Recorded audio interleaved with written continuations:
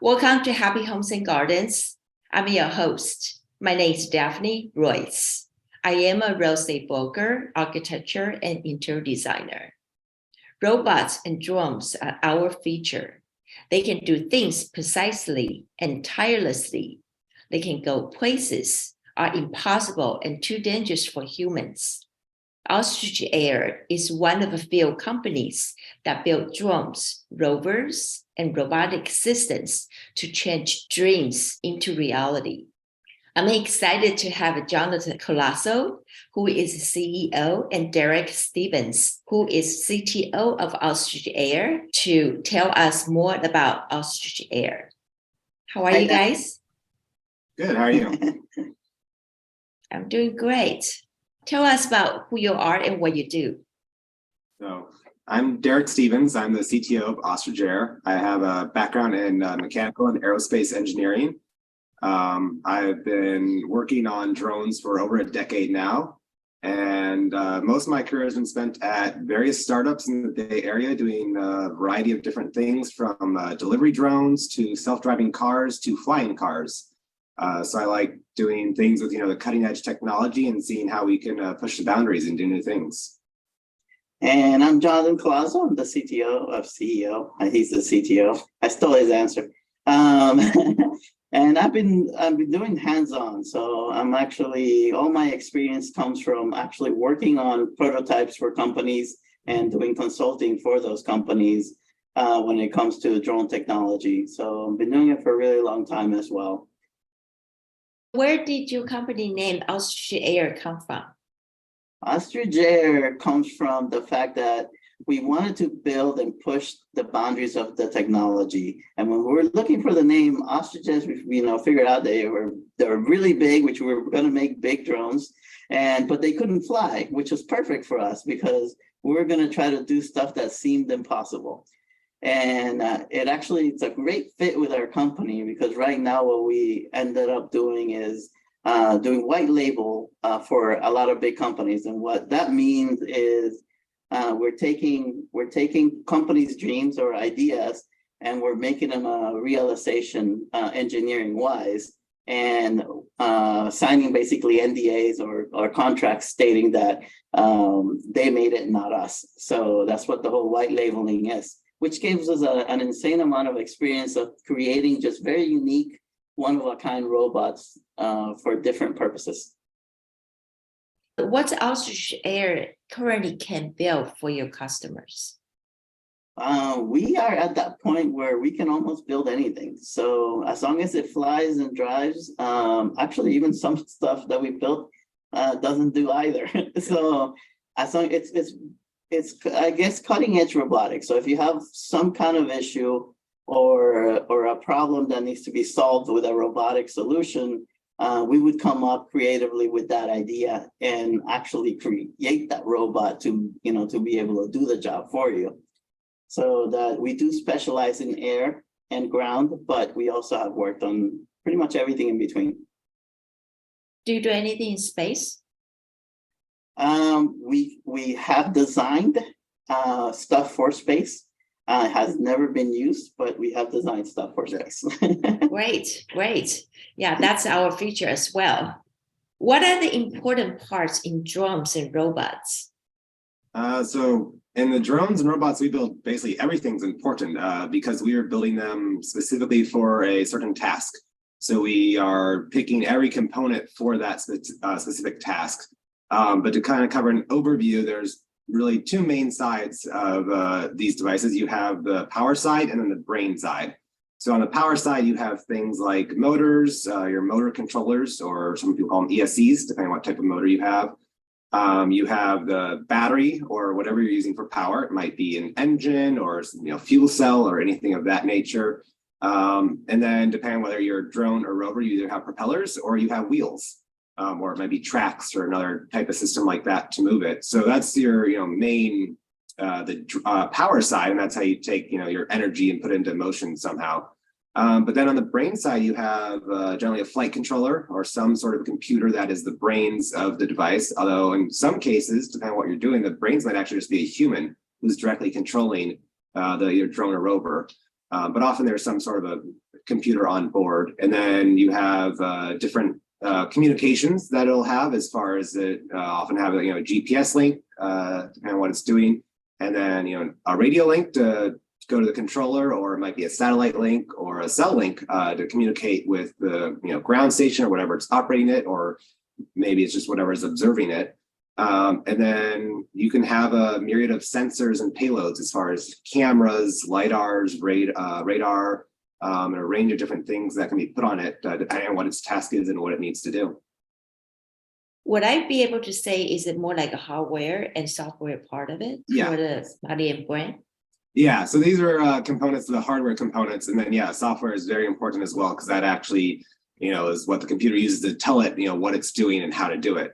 So it's definitely a marriage of the two together to make it work. Okay, and which part is harder? I would have assumed brain part is harder, more challenging, is it? So honestly, you got to think about it, since it's a prototype and it's never been built before. The entire thing is hard. But the cool thing is we've worked on so many different products already that we now are working directly with the manufacturers of the motors, the ESCs, the propellers, in order to change what these motors or what these parts are actually doing, so that it can do this new job that has never existed, or has existed but hasn't been done well enough. So it's what makes it actually really, really cool to work here, is that everything is very unique and new. I assume I would love to check out your lab to see what you guys are building. Yeah. Your mission is to build bots. What are your challenges? Because of what we do and how every bot is for a different task and different environment, the challenges are, constantly changing. And that's part of what we love with this job, is that you'll, get a client come in and they'll want to do some sort of crazy thing with a drone or rover, and we get to figure out how to make that happen. So the challenges are always different and they're always unique, and it's the fun part of it. We always get to come in and, figure out some new way to overcome some challenge. On the general side of it, one of the challenges we do have with some clients is there are a lot of companies out there that kind of over exaggerate what these drones and rovers can do, and have a lot of outlandish claims that they can't really support. So sometimes people come in and expect us to be able to build these crazy things that isn't possible with the current technology.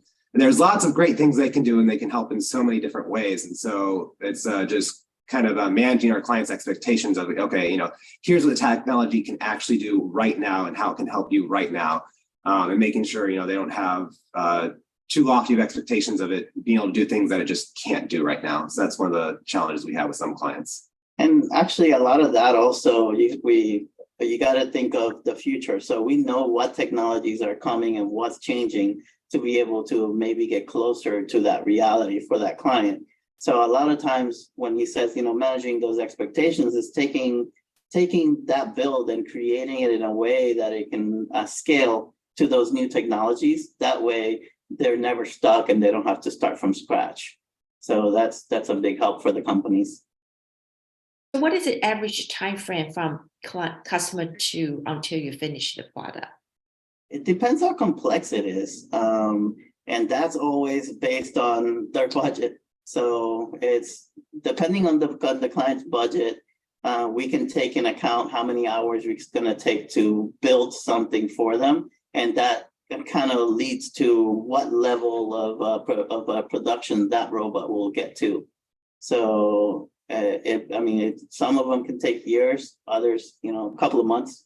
We've solved some problems in hours before. Yeah. The client comes in, depending on what we're working on, and we're doing something else for them. They mention a problem, and we've had things where within a few hours we've made something and modified their device and fixed their problem. So yeah, it really ranges.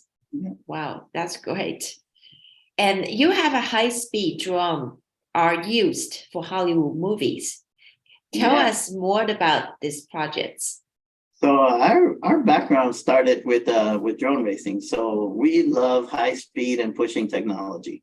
And Hollywood has always had an issue where anything that they're filming that's like a high speed scene, they're having helicopters or planes even with expensive cameras carrying it to do these jobs. Except of course, planes and helicopters can't go through certain areas, and it's incredibly expensive to use. So we developed basically drones that can take these high-end cameras and take them into very precise, very hard to take shots, positions, and at really high speed. So we can hit 140 miles an hour depending on the payload on that drone. So that means a car chase and or anything like that. We can do it very precisely, incredibly accurate, and very close to the subject, also without putting a human at risk. So, which is incredibly important. And of course, that lowers the cost of the entire, film. So we could do a better shot for less money and look way cooler. Wow. And for 140 miles per hour, you don't get any vibrations from the drone that carry through that speed? Yes, you do. And that's what makes our company very special is the time that it takes to create, depending on that camera, because every camera is different. You're creating a system that can absorb those vibrations for specifically that exact shot. So a lot of times it's, it's very specific stuff that's created for these drones in order to do the best that they can. And then the rest gets fixed with software.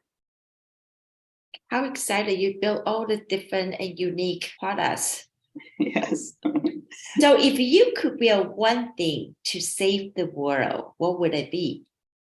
I'm really excited you asked that because when we started this company, we did want to build robots for good. And this year specifically, we're actually looking for funding to create one of those things, which is firefighting robots. So the idea is to be able to see a fire and try to help to take it out within 10 minutes. In some situations, right now the technology, like we said from the beginning, can only do so much, but it will be something that scales and eventually will do amazing things. And this is one of our pride and joy right now is to be able to help with these wildfires and be able to take that knowledge that we've gained from creating all of these robots from different industries and put them all to use into one place. So we'll have to invite you soon to come check out a live demo at one of our secret locations. I would love to. I'm excited already. People are worried about robots may replace jobs. What are your views? So our views are that it is going to be, with any new technology, you create shifts in the marketplace, and drones and robots are going to do the same thing. There'll be shifts. So you're on, some jobs they will eliminate, but other jobs will be created, and a lot of times it'll just be a shift in the job. And most of the jobs that they will eliminate or shift from are the most boring, monotonous jobs, and also the most dangerous ones.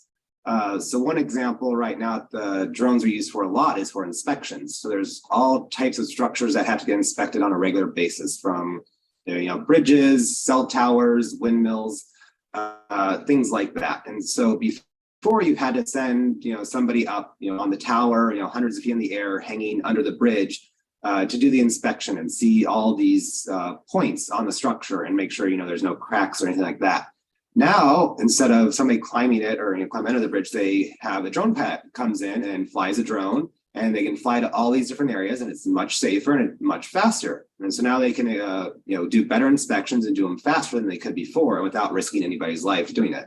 So it's one of those things that it's a different job now. It's a drone pilot versus somebody climbing the structure, but it's also a safer job and more efficient. What kind of information will you bring? Something like inspections? Will you have some image, and do you have a measurement, or what kind of information you will bring it to? Yeah, it depends on inspection. So some inspections, they just need photos of the structure. Other times they need full scans, and you can do things with LiDAR and you can get a full scan of the entire structure and do it that way.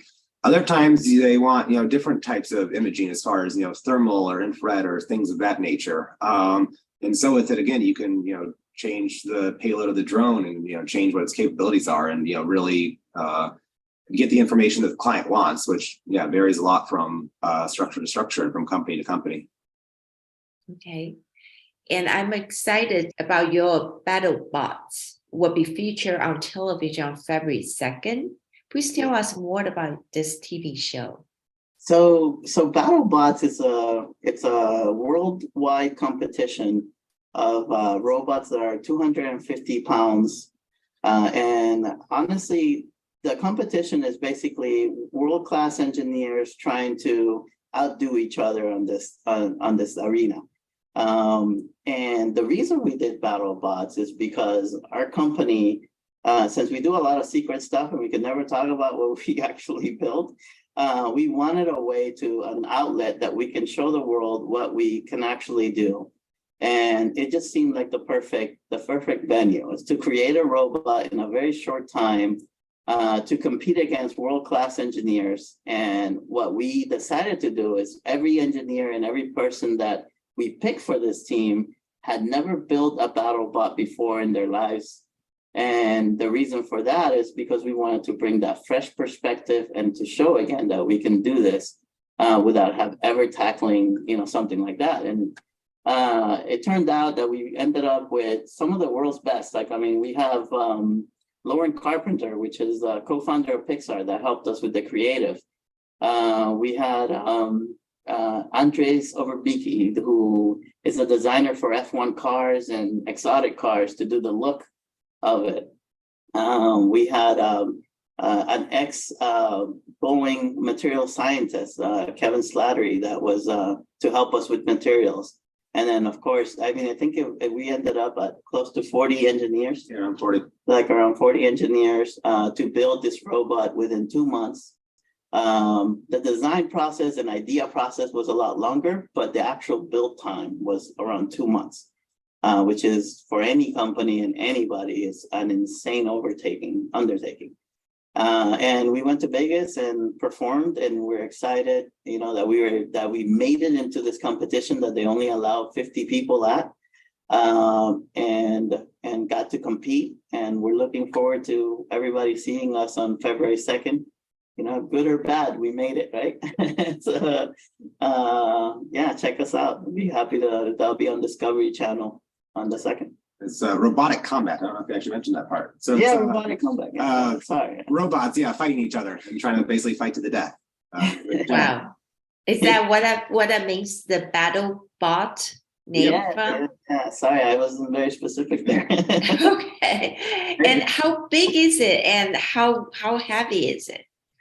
So they're 250 pounds. This is the heavyweight robotic combat. So it is the highest level of competition for robotic combat right now. That's out there, and the only one that's on TV for that level. And how tall, how big? It's like a human being size? Some of them are. So there are some that are 6 feet tall. Most of them are not that big, but they range. But usually, at least a couple feet across and a foot or two tall. There's a variety of different sizes and shapes. There's lots of unique bots out there to see. Yeah, I think ours is right in the mid-range of the bigger and the smaller ones. So we're in the 1 meter? Around a meter across, 3 to 4 feet, and then 4 to 5 feet long. Wow, that's pretty big piece. How did you transport that to Las Vegas? We actually had 3 SUVs. And an RV, and we actually built 4 robots for the competition. Wow. So we wanted to, have enough parts and be ready for it. So we had that, and then we had friends over in Vegas who had their own shop that allowed us to work directly in their shop to help us in the back end. And it was insane. That was huge undertaking. There was a lot that went into it. So how did you come up with the designs for your 4 robots?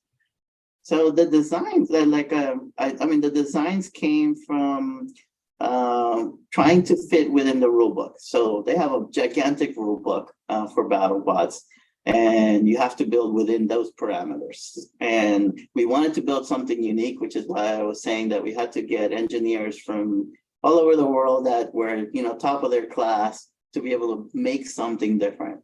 And also a way for us to show the world that our company works with some of the best, and in order to create a unique product for them. So yeah, I mean, design straight from exotic and F1 cars. Like, I mean, how much better can you get than that, right? Then the creativity, I mean, Lauren Carpenter, co-founder of Pixar. I mean, you can't get more creative than that. Materials, those special materials comes, a material scientist from Boeing. And I mean, every part of this thing comes from some of the best and most acknowledged people around the world. And we're showing them how we can get everybody in unison to work on one project in a very small time and create something unique and very cool. Did you run into any challenges on this project? Yes, all of them. A lot of challenges. I'll let Derek speak out. Yeah, so I mean, one of the challenges is really the weight. 250 pounds sounds like a lot, but you're going against something else that's 250 pounds and, it can hit very hard. So, and we're trying to throw all these, unique ideas into this bot. And so it was the challenge of, how do we implement these things, make them strong enough and, keep our weight, light enough for the competition. So I think that was one of the biggest thing was, just putting all these ideas into one bot and having it, have everything fit together and then just having it meet weight was one of the biggest challenges. Yeah, that was insane. Do you have to decide like a particular color or any look to fit in your bot? Any look. It's basically whatever you can come up in your mind, but it just has to fit in that 250-pound maximum weight. And then it has to also, like, the weapon speed cannot go past 250 mile per hour tip speed. So that's the edge of that weapon. And again, since we were trying to make it very unique and add all these like brand new engineering things that they had never seen before, and implement them into something that fast, that was the incredible challenge, to do that. So new materials, new parts, new designs, and everything was from scratch. So like even the gears were all CNC'd from scratch. Yeah. For this thing. So 250 miles per hour, it must be able to fly. No.